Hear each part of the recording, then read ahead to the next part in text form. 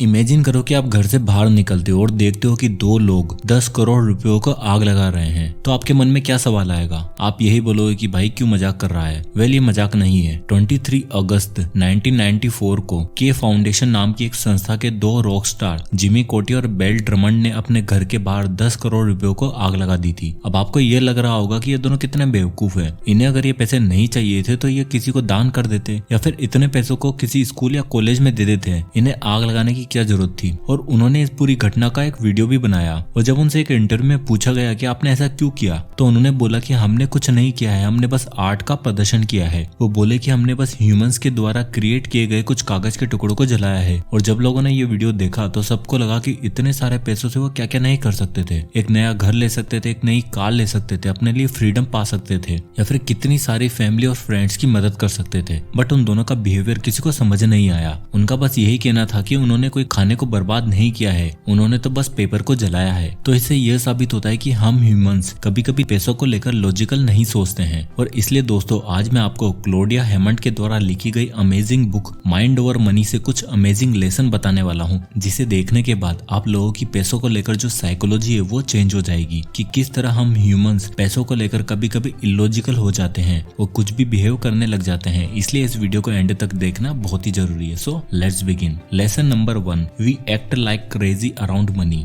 Author बोलती हैं कि पैसे से हमें एक किक मिलती है, वो भी साइकोलॉजिकली। जब भी हमें किसी चीज को करने में प्लेजर मिलता है तो हमारे ब्रेन से डोपामिन नाम का केमिकल रिलीज होता है। उसी तरह एक रिसर्च की गई जिसमें पता चला कि जब भी साइंटिस्ट लोगों को फ्री में पैसे देते थे या फ्री में शॉपिंग वाउचर देते थे तो उनके ब्रेन से वही सेम रेस्पॉन्स मिलता था जो उन्हें एक टेस्टी एप्पल का जूस पीने से मिल रहा था। क्योंकि पैसा भी हमारे ब्रेन में एक रिवॉर्ड की फीलिंग लाता है और हमारा ब्रेन डोपामिन रिलीज करता है, जिससे कि हमें इमीडिएट प्लेजर मिलता है और हम वो फीलिंग बार बार लाना चाहते हैं। और हम लोग इस चक्कर में डिलेड ग्रेटिफिकेशन को भूल जाते हैं। हमें तो बस फिर हर चीज जल्दी से जल्दी चाहिए, हम उसके लिए वेट नहीं करना चाहते हैं। इसलिए ऑथर बोलते हैं कि अगर हम पैसों को सही से यूज करना चाहते हैं तो हमें अपनी फीलिंग पर कंट्रोल रखना आना चाहिए। Lesson number 2, we humans are not logical. अगर आपसे अभी पूछा जाए कि आपके वॉलेट में अभी कितने पैसे हैं, तो आप जितना भी कैश आपके वॉलेट में होगा उसे काउंट करके बता दोगे। बट आप अपने डेबिट कार्ड और क्रेडिट कार्ड में जितने पैसे हैं उसे काउंट नहीं करोगे, क्योंकि हम ह्यूमंस हमारे सामने जितना कैश होता है उसे ही एक्चुअल में पैसे मानते हैं और कैश को और कार्ड्स को हम अलग अलग मानते हैं। अमेरिका में एक रिसर्च की गई जिसमें 1000 घरों की 6 महीनों तक खाने पीने की शॉपिंग को ट्रैक किया गया और यह पाया गया कि जो लोग कैश में पे करते हैं वह लोग अनहेल्थी आइटम जैसे केक और चॉकलेट पर कम खर्चा करते हैं, और जो लोग अपने क्रेडिट और डेबिट कार्ड से पेमेंट करते थे वो लोग इन चीजों पर ज्यादा खर्च करते थे। क्योंकि जब हम कैश में पेमेंट करते हैं तो हमें एक्चुअल में लगता है कि हम पैसे दे रहे हैं और हमें गिल्टी वाली फीलिंग होती है उन चीजों के लिए जिन्हें हम खरीद रहे हैं। जबकि कार्ड से पेमेंट करने पर हमें उन पैसों को खोने की फीलिंग नहीं आती है और हम बिना सोचे समझे चीजों पर खर्चा करना स्टार्ट कर देते हैं। इसी को लेकर 19 अप्रैल 1999 में MIT में एक और स्टडी की गई, जहां पर एक बास्केटबॉल मैच के टिकट पर बोली लगाई गई और स्टूडेंट्स को 2 ग्रुप में बांट दिया गया। पहले ग्रुप में वो स्टूडेंट थे जो कैश में बोली लगाने वाले थे, मतलब वो जो बोली लगाते हैं उन्हें वो पैसे कैश में देने पड़ेंगे, इसके लिए वो ATM मशीन में जाकर पैसे निकाल सकते थे। और दूसरे ग्रुप के जो स्टूडेंट थे उन्हें क्रेडिट कार्ड से पैसे देने थे, यानी कि वो अपने पैसे क्रेडिट कार्ड से या ऑनलाइन ट्रांजेक्शन से पैसे दे सकते थे। और इसका रिजल्ट यह आया कि जो लोग कैश से पैसे देने वाले थे उन्हें क्रेडिट से पैसे देने वाले ग्रुप से ऑलमोस्ट आधी बोली लगाई। मतलब कि अगर क्रेडिट से पैसे देने वाले लोगों ने 50 रुपए की बोली लगाई तो कैश में पैसे देने वाले ग्रुप के लोगों ने 25 रुपए की बोली लगाई। और जब कैश वाले ग्रुप से पूछा गया तो उनका जवाब था कि उनकी जेब से पैसे जाते हुए देखना बहुत ही पेनफुल होता है। और इस बुक के ऑथर भी हमें यही सजेस्ट करती हैं कि अगर आपको कोई चीज बाय करनी है तो आप क्रेडिट कार्ड का यूज न करके कैश का इस्तेमाल करो, जिससे कि वो पैसे आपके हाथों के सामने से जाएंगे तो आप बेफालतू की चीजों पर खर्चा करना कम करोगे और आप पैसों को ज्यादा वैल्यू करना लग जाओगे। अब आता है लेसन नंबर 3,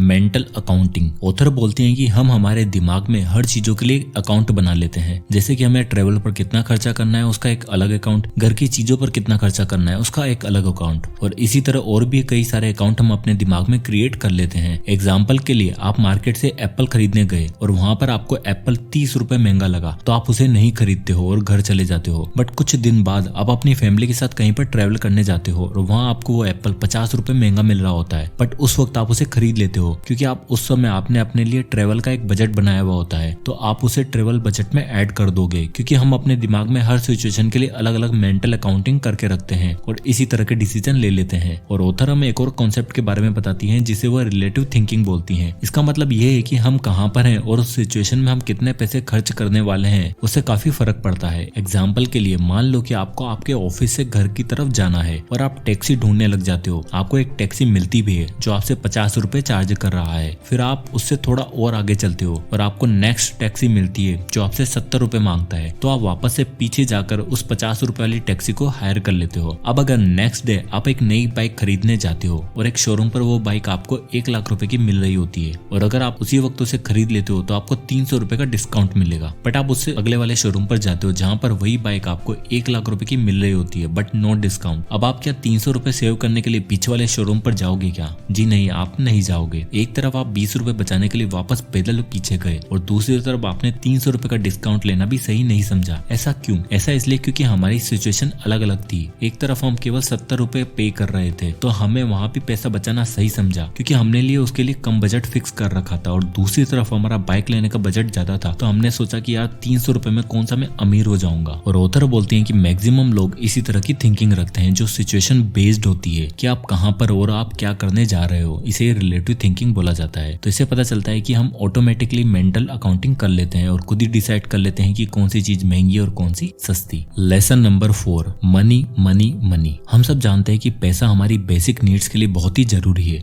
बट यह नीड्स किस हद तक? एक टाइम था जब किसी के पास मोबाइल फोन होता था तो उसे हम अमीर मानते थे, लेकिन आज ये हर इंसान के लिए कॉमन चीज हो चुकी है। एक टाइम पर किसी रेस्टोरेंट में जाकर खाना खाना भी एक सपने जैसा होता था बट आजकल हम जाने कितनी बार रेस्टोरेंट में जाकर खाना खा लेते हैं क्योंकि यह सब चीजें हम अफोर्ड कर सकते हैं। तो शायद जो चीज आपके लिए कुछ सालों पहले बहुत ही खुशी देती थी वो आज ना देती हो। और यही सबसे इम्पोर्टेंट क्वेश्चन है कि क्या पैसा हमें खुशी दे सकता है या फिर नहीं। इसका सबसे बेस्ट एग्जांपल है लॉटरी विनर। जब लोग लॉटरी जीतते हैं तो उन्हें उस वक्त लगता है कि उन्हें दुनिया की सारी चीजें मिल चुकी है, वो अपने सारे लोन चुका देंगे, वो जहाँ चाहे वेकेशन पर चले जाएंगे, अब उन्हें अपने बिल्स की चिंता नहीं होगी और वो अपनी पूरी लाइफ बड़े आराम से फ्रीडम के साथ बिता देंगे। बट एक्चुअल में ऐसा होता नहीं है। आप मैक्सिमम लोगों के एग्जाम्पल से देखोगे तो जितने भी लॉटरी विनर है उनमें से मैक्सिमम लोग कुछ ही सालों में कंगाल हो जाते हैं क्योंकि एक टाइम के बाद पैसा उन्हें खुशी नहीं दुख देना स्टार्ट कर देता है। लोग उनके पास नहीं उनके पैसे के पीछे भागना स्टार्ट कर देते हैं क्योंकि उन्हें रातों रात लॉटरी लगी होती है तो लोग इसे हैंडल नहीं कर पाते हैं क्योंकि उनका माइंडसेट इतने पैसे को हैंडल करने के लिए बना ही नहीं होता है और यह पैसा उनके लिए वरदान की जगह श्राप बन चुका होता है और हर कोई उनके पैसे के पीछे होता है और इस वजह से वो लोग ना तो खुश रह पाते हैं ना ही उन्हें सही तरीके से हैंडल कर पाते हैं। इसलिए ऑथर बोलती हैं कि आपको ज्यादा पैसा कमाना है ये तो जरूरी है बट रातों रात नहीं। आप एक दिन में अमीर तो नहीं बन सकते और बन भी गए तो आपको उसकी इम्पोर्टेंस पता नहीं होगी क्योंकि उसकी आपको आदत ही नहीं है और आप उसे हैंडल नहीं कर पाओगे। इसलिए आपको धीरे धीरे मेहनत करके उस पैसे को कमाना है जिससे कि आपको उस पैसे की वैल्यू समझ में आ सके और आप अपनी लाइफ में सही डिसीजन ले सको। अब इस पूरे वीडियो के कंक्लूजन पर जाया जाए तो ऑथर इस बुक में हमें बताती है कि पैसों को लेकर हमारी जो साइकोलॉजी किस तरह की होती है और हम बहुत सी बार इरेशनल डिसीजन ले लेते हैं बिना कुछ सोचे समझे। ऑथर हमें अपने खर्चों को लेकर एक बहुत ही अच्छी एडवाइस देती है कि आप जितना भी पैसे खर्च करते हो उनमें से मैक्सिमम आप कैश के रूप में पे करना स्टार्ट करो। उसके लिए आप एक महीना कैश से सारे पेमेंट करो